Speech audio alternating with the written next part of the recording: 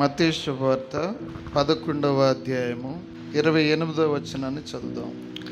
ప్రయాసపడి భారము మోసుకొనుచున్న సమస్త జనులారా నా యొద్దకు రండి, నేను మీకు విశ్రాంతి కలుగజేతును. మన అంశం యేసయ్య రమ్మంటున్నాడు. దానివల్ల మనకి ఏంటి ప్రయోజనం? దానివల్ల మనకి ఏంటి మేలు? మనం ఆలోచిస్తున్న విషయాలు మనం చూస్తే అనేకమైన విషయాలకి పిలుస్తారు. రాజకీయపరమైన విషయాలు కానివ్వండి, మరి కూలికి కానివ్వండి, వ్యాపారానికి కానివ్వండి, ఎందరో పిలుస్తారు. కానీ అందులో మనకు లాభం ఉండాలి కదా. ఒక వ్యక్తి దగ్గరికి వెళ్తున్నాను, దీనివల్ల ప్రయోజనం ఏంటి? ఒకరితో మాట్లాడుతున్నాను, దానివల్ల ప్రయోజనం ఏంటి? చాలామంది చెడగొట్టేటటువంటి వాళ్ళు ఉన్నారు. తర్వాత ఎందుకు తనతో స్నేహం చేశాను, ఎందుకు తన మాట విన్నాను, ఎందుకు అక్కడికి వెళ్ళాను, ఎందుకు ఇలా చేశాను అనేటటువంటి విధానాలు చాలా మందిలో ఉన్నాయి. ఇంకొక రకంగా చూస్తే అసలు లాభం లేని పని ఎందుకు చేయాలి?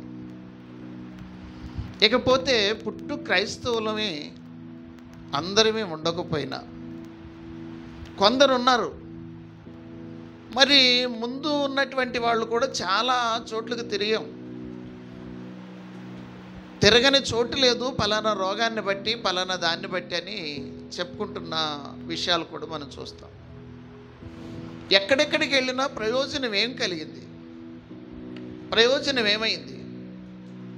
చాలామంది యేసుప్రభుని వ్యతిరేకించేటటువంటి వాళ్ళు ఎంతోమంది ఉన్నా,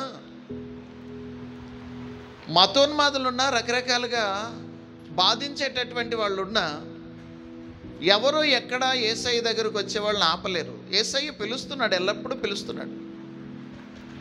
ఒక రకంగా చూస్తే వాళ్ళకి బాధ రావచ్చు. దయ్యం పట్టుకొనివ్వండి, ఎక్కడ దాకా పోయాం? దయ్యం పట్టుకొని పీడిస్తూ ఉంటే మరి వాళ్ళు ఏం చేస్తారు? టక్కును గుర్తొచ్చేది ఏంటంటే యేసుప్రభు మందిరానికి తీసుకెళ్ళండి. యేసుప్రభు మందిరానికి తీసుకెళ్తే అక్కడ యేసుప్రభుని నమ్ముకున్న వాళ్ళు ఉన్నారు కనుక యేసు నామమున ప్రార్థన చేస్తారు, వారికి మేలు కలుగుద్ది, దయ్యం వెళ్ళిపోద్ది అన్న సంగతి అందరికీ తెలుసు. కానీ ఒక విషయం ఏంటంటే రోగం రానివ్వండి, ముందు చూసేట డాక్టర్ల దగ్గరికి వెళ్తున్నారు, వెళ్ళనివ్వండి, కాదనేది లేదు, అది తప్పు లేదు. ఇబ్బందికరమైన విధానం అయితే ఇక నువ్వు పైవాడివే కానీ కిందవాడు కావు అని చెప్పి డాక్టర్లు కూడా చెప్పేసినప్పుడు చివరి ప్రయత్నంగా చేద్దాం. ఏమంటున్నారు? ఒక మందిరానికి వెళ్దాం, ప్రార్థన చేస్తారు. ఒకవేళ దేవుడు స్వస్థపరుస్తాడేమో, యేసయ్య స్వస్థపరుస్తాడేమో అని అనుకుని మందిరానికి వచ్చి యేసయ్య నామమున బాగుపడ్డ వాళ్ళు ఎంతోమంది ఉన్నారు. ప్రియదేవుని బిడ్డలారా, ఇక్కడ కానీ యేసయ్య పిలుస్తున్నాడు, ఆయనే పిలుస్తున్నాడు. రండి రండి అని అనేకులను పిలుస్తున్నాడు, రమ్మంటున్నాడు, నా దగ్గరికి రండి. చాలా విషయాల్లో ప్రయాసతో ఉన్నటువంటి బిడ్డలు, నెమ్మది లేకుండా ఉన్నటువంటి బిడ్డలు. కానీ ఇక్కడ చూస్తే బరువైతే కింద పెట్టవచ్చు. మనం కూడా ఈ లోకంలో అనేకమైన వాటి మీద ప్రయాసపడుతూ భారము మోసుచున్నటువంటి వారమే. మనం భారమును మోస్తున్నాం. మనం నెత్తి మీద బరువైతే, భుజం మీద బరువైతే, ఈపు మీద బరువైతే తీసుకెందొట్టచ్చు. కానీ గుండెలో బరువు ఎవడు తీసేస్తాడు? అందుకే దేవుడు అంటున్నాడు, గుండె చెదరిన వారిని బాగు చేసే దేవుడిని నేను. గుండె చెదిరిపోయావా, అదిరిపోయావా, నెమ్మది లేదా, ఆదరణ లేదా, నిద్ర పట్టట్లేదా, ప్రయాసతో నువ్వు ఉన్నావా, నా దగ్గరికి నువ్వు రా, నా దగ్గరికి నువ్వు రా అని యేసుప్రభు పిలుస్తున్నాడు. నీకు ఏమిస్తాడంట? విశ్రాంతిని కలగజేస్తానంటున్నాడు. ఎంత అద్భుతమైన మాట అండి. ప్రయాసతో భారము మోచుతున్న వారలారా నా యొద్దకు రండి, నేను మీకు విశ్రాంతినిస్తాను, మీకు విశ్రాంతినిస్తాను, నా దగ్గరికి రండి. ఎంతమంది ఇలాంటి భారముతో ఉన్నటువంటి వారు, ఎవరో దించి మొయ్యలేనటువంటి భారమును మోస్తున్నటువంటి వారు. అనేకులు ఏదేదో చెప్పొచ్చు, ఎవరు ఏమీ చేయలేరు, ఒక యేసయ్య మాత్రం పూర్తిగా నీ భారాన్ని తీసివేయవాడు. నీకున్నటువంటి బరువును దించగలడు. ఆయన అంటున్నాడు, నా దగ్గరికి రా, నేను నీకు విశ్రాంతినిస్తా, నీకు నెమ్మదిస్తా, నీకు ఆదరణిస్తా అని చెప్పి ఆయన పిలుస్తున్నాడు. ఎంతమంది ఇలాంటి బాధలో ఉన్నామో ఆయన మీద వేద్దాం. ముందు మనం నేర్చుకున్నట్టు నీ చింత యావత్తు ఆయన మీద వేయడి. ఎందుకంటే ఆయన మీ గురించి ఏం చేస్తున్నాడంట, చింతించుచున్నాడు గనుక. కానీ ప్రయాసపడుతున్నారు. ఇక్కడికి ఎంతమంది ప్రయాసపడుతున్నారు? ఈ మందిరంలో ఎంతమంది ప్రయాసపడుతున్నారు ప్రియులారా? ప్రయాసతో కదలలేకుండా ఉన్నారా? ప్రతి ఒక్కరిని రమ్మంటున్నాడు, నా యొద్దకు రండి, నా యొద్దకు రండి, నేను మీకు విశ్రాంతినిస్తా, విశ్రాంతినిస్తా. బిడ్డలను బట్టో, తల్లిదండ్రులను బట్టో, మరి తోటివారిని బట్టో, స్నేహితులను బట్టో, భార్యను బట్టో, భర్తను బట్టో, లేకపోతే ఇతరితరు ఎవరిని బట్టో ప్రయాసపడుతున్నావేమో. నీ బాధ ఎవరో తీర్చలేరని అనుకుంటున్నావేమో. కానీ యేసయ్య పిలుస్తున్నాడు, నా దగ్గరికి రా, నా వాక్యము ద్వారా, నా మాటల ద్వారా నీవు తెప్పరెళ్తావు, నీకు నెమ్మది కలుగుద్ది అని యేసుక్రీస్తు ప్రభు వారు ఖచ్చితంగా ఈరోజు చెప్తున్నటువంటి మాట. మరొక విషయాన్ని మనం చూద్దాం. యోవేలు గ్రంథము 2వ అధ్యాయము 12వ వచనాన్ని చదవండి. ఇప్పుడైనను మీరు ఉపవాసముండి కన్నీరు విడుచుచు దుఃఖించుచు మనఃపూర్వకముగా తిరిగి నా యొద్దకు రండి. ఇదే యెహోవా వాక్కు. కానీ ఇక్కడ సమయ సందర్భం ఏంటిది? ఈ లోకంలో ఆహారం కావాల్సిందే, కొన్ని వనరులు కావాలి, వసతులు కావాలి, నీరు కావాలి, ఆహారం కావాలి మనిషికి. కానీ అక్కడ ఇశ్రాయేలీల దగ్గర జరిగిన పరిస్థితులు ఏంటంటే, వాళ్ళు పంటలు పాడైపోయినాయి అంట, వాళ్ళు పంటలు నష్టపోయినాయి అంట. అక్కడ విషయం ఏంటంటే, ఏం జరిగిందంటే తెగుళ్ళు వచ్చినాయి, పురుగులు వచ్చి ఆ పంటలను తినేసినాయి. ఆ పురుగులు ఏంటంటే పసర పురుగులు, చీడ పురుగులు, గొంగళి పురుగులు, మిడతలు, 4 రకాల తెగుళ్ళు అక్కడ కలిగినాయి. ఒకటొచ్చి ఆకులు తిట్టే, ఒకటొచ్చి ఆ కొమ్మల మీద ఉన్నటువంటి ఆ తోలంతా తినేసినాయి, పూతలు తినేసినాయి, పిందెలను తినేసినాయి. మరింకోటి వచ్చి ఆ కాండాన్ని కూడా తినేస్తున్నాయి. ఇలాంటప్పుడు ఏ మందు కొట్టినా వ్యవసాయదారి ఆ తెగులు ఆగలేదు. ఒకదానికి మించి ఒకటి వచ్చింది. ఆ చెట్లు మాత్రం నశించిపోయాయి, ఆ పంట లేకుండా పోయింది.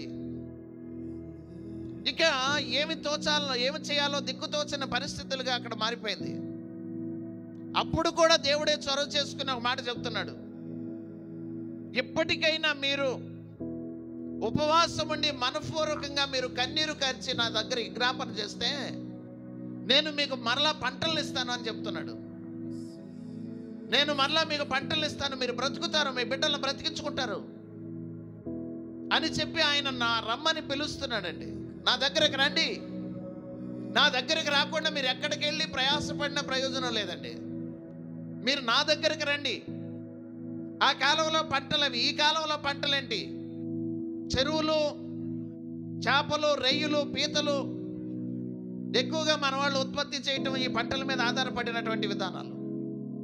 ఇప్పుడు అగ్రికల్చర్ కానివ్వండి, ఆక్వా రంగం కానివ్వండి, ఏదన్నా కానివ్వండి, మన భౌతికంగా మన దేహానికి తినవలసిన ఆహారం ఇవన్నీ కూడా దేవుడు పెట్టినవే. అలనాడు యెషయా గ్రంథంలో చెప్పినట్టుగా సముద్ర వ్యాపారం నీ వైపు త్రిప్పబడును, జనముల ఐశ్వర్యం నీ ఎద్దకొచ్చును అని దేవుని వాక్యం చెప్పినట్టుగా ఈరోజు ఇలాగ చెరువులు వస్తాయి ఆ కాలంలో తెలీదు, అది దేవుడికి తెలుసు. 2 పంటల్లో వచ్చినటువంటి ఖర్చులు, పెట్టిన ఖర్చులు 2 పంటలకి వచ్చేటటువంటి నువ్వెంతైతే ఆశిస్తున్నావు వాటి లాభాన్ని కూడా 1 పంటలోనే ఇస్తానన్నాడు. నమ్మగలరా ఈ మాట? నమ్మగలరా? ప్రియమైన దేవుడు అద్భుతం చేయగలడు. కానీ ఇక్కడ విషయం ఏంటంటే, నిన్ను నువ్వు సరిదిద్దుకో. మందిరానికి రమ్మంటున్నాడు, అదే నా దగ్గరికి రా. నీ లోక సంబంధమైన ఉద్దేశాలు తీసివేసుకో, నీ పాప భీతిని తుడిసివేసుకో, దేవునికి విరుద్ధంగా ఉన్నటువంటి విధానాన్ని వదిలేసాయి. నువ్వు ఎక్కడో ప్రయాసపడి ఏది పొందేది లేదు. దేవుని దగ్గరకు వస్తే నీకు ఆశీర్వాదం వస్తుంది. ఇంతవరకు నష్టపోయి ఆర్థిక లోటులో ఉన్నటువంటి వాళ్ళు ఎంతమంది ఉన్నారు? ఆ లోటును తీర్చగలిగిన వాడు ఎవడు? ఏ ఒక్కడు? నీ స్నేహితుడా, నీ బంధువా, నీ దగ్గరుడా, నీ శ్రేయాభిలాష? ఎవరు నీకు మేలు చేస్తారు? ఏ ఒక్కరు కూడా మేలు చేయరండి. ఒకవేళ వ్యాపారంలో కావచ్చు, దేనిలోనైనా సరే నువ్వు నష్టపోయిన దాన్ని భర్తీ చేయగలిగిన వాడు ఎవడున్నాడు? ఇంకొక రకంగా చూస్తే నీకు నష్టం వచ్చిందని తెలిస్తే ఎవడో అప్పెవడు. వాడికి చాలా అప్పులు ఉన్నాయంట, ఆయనకి చాలా అప్పులు ఉన్నాయంట. జాగ్రత్త పడిపోతారు ఎవరికి వాళ్ళే. కానీ దేవుడు ఏం చెప్తున్నాడు? నీకు నష్టం వచ్చిందని, అప్పులయ్యనని బాధపడుతుంటే నీ అప్పులన్నీ తీర్చగలిగిన దేవుడిని నేను, నీ బాధను తీసివేసే దేవుడిని నేను, అంతేకాకుండా లాభాన్ని ఇచ్చేటటువంటి వాడిని నేను. నా దగ్గరికి రా అని ఆయన పిలుస్తున్నాడండి. నా దగ్గరికి రా, నేను నీకు లాభాన్ని ఇస్తా, నీకు మేలు చేకూరుస్తా, నీకు సంతోషాన్ని ఇస్తా అని ఆయన చెప్తున్నాడు. ఇంకొక విషయం ఏంటంటే, అసలు బైబిల్ ఉద్దేశం ఏంటి మనం ఆలోచిస్తే, దేవుణ్ణి నమ్ముకున్న వాళ్ళు అప్పు చేయాలా, అప్పు ఇవ్వాలా? ఏం చేయాలి?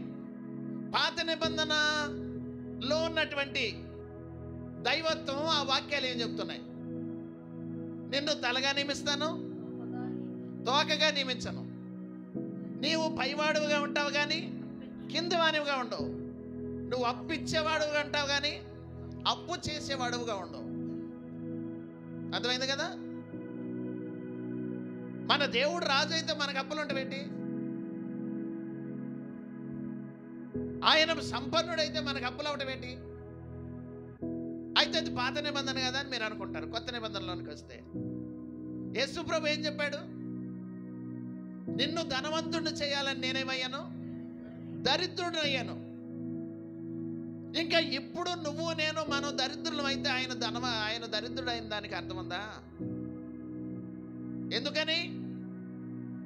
నిన్ను సౌకర్యవంతంగా ఉండటానికి ఆయన ఏ సౌకర్యం లేనే వాడుగా ఉన్నాడు. పుట్టుకలో కానివ్వండి, పెరగటంలో కానివ్వండి. నిన్ను సంతోషంగా ఉంచడానికి ఆయన సంతోషం లేకుండా అయ్యాడు. నీ గాయాలు కట్టడానికి ఆయన గాయపరచబడ్డాడు. నీకు మేలు చేయటానికి ఆయన శ్రమపరచబడ్డాడు. నిన్ను సుఖంగా ఉంచటానికి ఆయన ఎన్నో ఇబ్బందులు పడ్డాడు. ప్రియమైన దేవుని బిడ్డలారా, ఇక్కడ ఆయన ఉద్దేశం ఏంటి అంటే అందరినీ బీదలాజర్లాగా ఉంచాలని కాదు ఆయన ఉద్దేశం. కానీ మీరు ప్రయోజనకరంగా మారాలి, అప్పు ఇచ్చేవాళ్ళలాగా ఉండాలి, అప్పు చేసేవాళ్ళుగా ఉండకూడదు. ఇప్పుడు మీరు భౌతికంగానే ఒక తండ్రి బిడ్డ అప్పులయ్యాడనంటే తండ్రికి చాలా బాధ అవుద్ది. ఆ పరమ తండ్రికి నిన్ను నిమిత్తంగా ఏంటి తన కుమారుని పంపించి తననే శిక్షించినటువంటి దేవుడు, నీ మేలు కోరినటువంటి దేవుడు, నీ కొరకు మరణమయ్యి రక్తం కాచి ప్రాణం పెట్టిన యేసయ్య, నీవు ఇలాంటి సమస్యల్లో ఉంటే, అప్పుల పాలైతే ఆయన నెమ్మదిగా ఉంటాడా? ఆయన సంతోషంగా ఉంటాడా? ఆయన నీకన్నా ముందు బాధపడుతున్నాడు. ఇప్పుడు ఆయన చెప్పే మాట ఏంటి అంటే, నా దగ్గరికి రా, మీకున్నటువంటి లోపాలను సవరించుకోండి, మీకున్నటువంటి వ్యక్తిత్వమైన పాపములను, ఆచారాలను, ఈ లోకపు పద్ధతులను మీరు వదిలిపెట్టండి. లోకము దాని ఆశలు గతించిపోతాయి. దేవుడి చిత్తాన్ని చేసేవాడు నిరంతరము నిలుస్తాడు. నిలవాలి కూడా. మనం ఎదురు నిలబడగలం. మనం అలాంటి వారమే. నువ్వు నిలవలేకపోతున్నావంటే, వాడు పని అయిపోయింది, పొలం అమ్మేశాడు, స్థలం అమ్మేశాడు, ఉండటానికి కూడా ఇల్లు లేదు, కట్టు బట్టలతో మిగిలాడు. ఏంటి మాటలు? మనకే బాధ అవుతుంది, దేవుడికి ఎంత బాధ అవుతుంది మన నిమిత్తంగా. ఆయన అంటున్నాడు, ప్రియులారా, మీరు రండి నా దగ్గరికి. మీరు రండి అంటే ఇప్పుడు మందిరానికి రాలేదని కాదు, మందిరానికి వచ్చారు, పాటలు పాడారు, ప్రార్థించారు, ఇన్స్ట్రుమెంట్ ప్లే చేశారు, చేతి చప్పట్లు కొట్టారు, ఏదేదో చేశారు, పరిచర్యలో ఉన్నారు, కాదని చెప్పట్లా. కానీ ఆయన ఆశించినట్టుగా మనం జీవిస్తున్నామా? ఆయన ఊహించినట్టుగా మనం జీవిస్తున్నామా? నా దగ్గరికి రండి, నా దగ్గరికి రండి, మిమ్మల్ని మీరు కడుక్కోండి. ఇశ్రాయేలులో అనేక విధాలుగా అన్నాడు, మీ పాపములు కడుక్కోండి, మిమ్మల్ని మీరు శుద్ధి చేసుకోనండి, నా దగ్గరికి రండి, నా మీద ఆధారపడండి, నా మీద మీరు ఆనుకోండి, మీకు మేలు కలుగుతుంది, మీ ఆర్థిక లోటు తీర్చబడుతుంది. ఎవడు ఏం చేయలేడండి. ఎంత ధనవంతుడైనా ఎవరికీ సహాయం చేయలేడండి. కానీ ఆ ధనవంతుడు మాత్రమే మనందరికీ సహాయం చేయలేడు. నీ ప్రతి అప్పు తీర్చగలడు.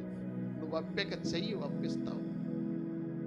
అప్పించేటటువంటి బిడ్డలుగా మీరు ఉంటారు. మంచి నివాసాలు మీకు ఇస్తాడు. ఆ రోజులు ఇశ్రాయేలుకి ఇచ్చాడు, కట్టని నివాసాలు ఇచ్చాడు.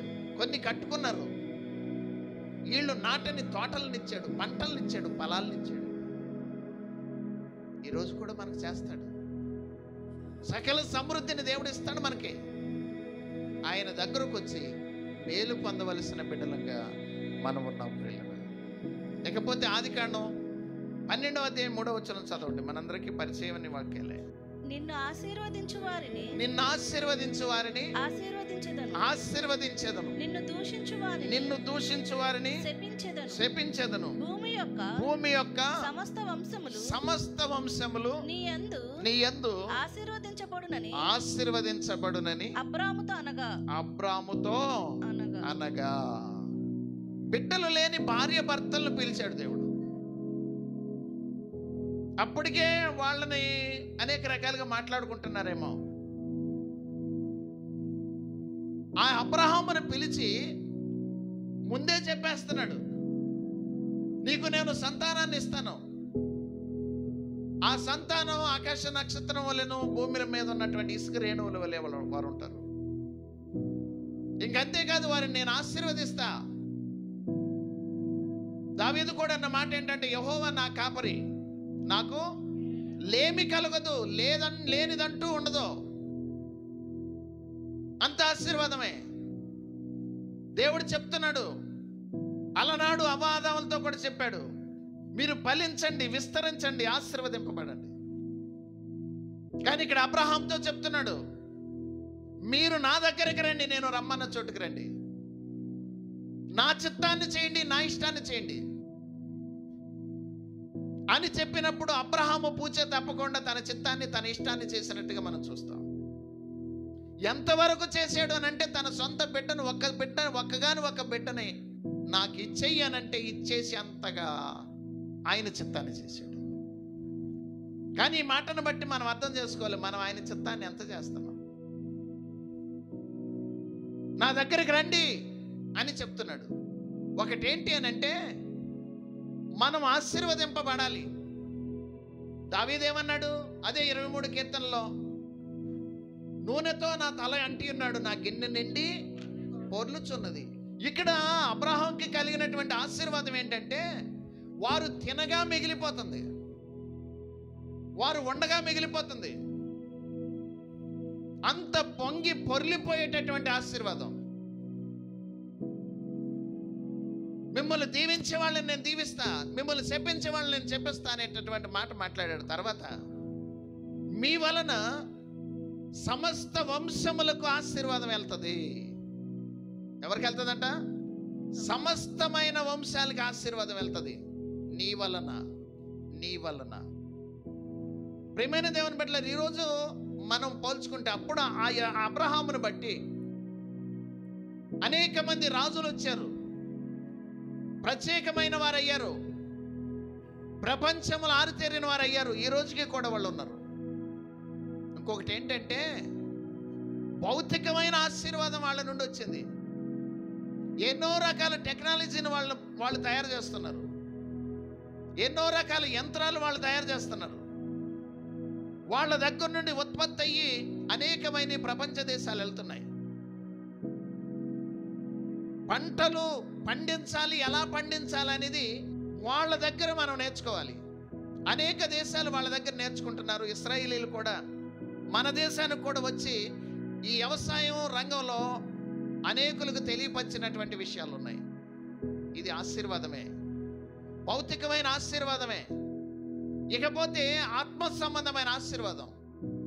యేసుక్రీస్తు ప్రభువారి వలన మనందరికీ ఆశీర్వాదం కలిగింది. ఇది ఎన్నడూ కూడా అయిపోయేది కాదు, తీరిపోయేది కాదు, నిలిచి ఉండేది కాదు. దేవునికి స్తోత్రం. యేసుక్రీస్తు ప్రభువారు అబ్రహాములో నుండి వచ్చాడు. అనేక వంశములు దీవింపబడుతున్నాయనంటే, ఈ రోజున నువ్వు నెమ్మది కలిగి ఉన్నావంటే, ఆదరణ కలిగి ఉన్నావంటే, యేసుని నమ్మి నిశ్చింతగా ఉన్నావంటే, ఆ రోజు అబ్రహాంకి ఇచ్చినటువంటి మాట. అబ్రహాములో నుండి దీవెన వచ్చింది, అబ్రహాములో నుండి ఆశీర్వాదం వచ్చింది. ప్రియులారా, అదే ఆశీర్వాదం ఇప్పుడు మనం ఆరాధిస్తున్నాం. అదే ఆశీర్వాదాన్ని ఈ రోజున మనం పొందుకున్నాం ప్రియులారా. గొప్ప ఆశీర్వాదం అబ్రహాములో నుండి. ఈ రోజున కూడా మనం ఆలోచన చేస్తే, కానీ ఇప్పుడు నీవు ఉండగా ఆశీర్వాదానికి అనేకులకి పంచగలిగేటటువంటి బిడ్డవుగా నువ్వు ఉండాలి. అది భౌతికమైన ఆశీర్వాదం కావచ్చు, లేదు అనంటే ఆధ్యాత్మికమైన ఆశీర్వాదం కావచ్చు. నువ్వు అనేకులకి పెట్టగలిగేటటువంటి స్థితిలో నువ్వు ఉండాలి. ఆ పరిస్థితుల్లో నువ్వు ఉండాలి. ఒకవేళ నేను లేను కదా అంటే నీ లోపం తప్ప, నా లోపం తప్ప మరొకటి కాదు. అది దేవుడిది కాదు. మన లోపాలని సవరించుకోవాలి. అలనాడు అబ్రహాంకి ఇచ్చినటువంటి ఆశీర్వాదం ఆయన నమ్మినటువంటి వారి ప్రతి ఒక్కరికి ఉంది. అయితే ఆత్మ సంబంధమైన ఆశీర్వాదం, దేవునికి స్తోత్రం, ఆత్మ సంబంధమైన ఆశీర్వాదం. ఈ ఆశీర్వాదం ఎలా వెళ్తుందంటే, నీ సాక్ష్యాన్ని బట్టి వెళ్తుంది, నీ జీవితాన్ని బట్టి వెళ్తుంది, నీ మాట తీరుని బట్టి వెళ్తుంది, నీ పనితీరుని బట్టి వెళ్తుంది.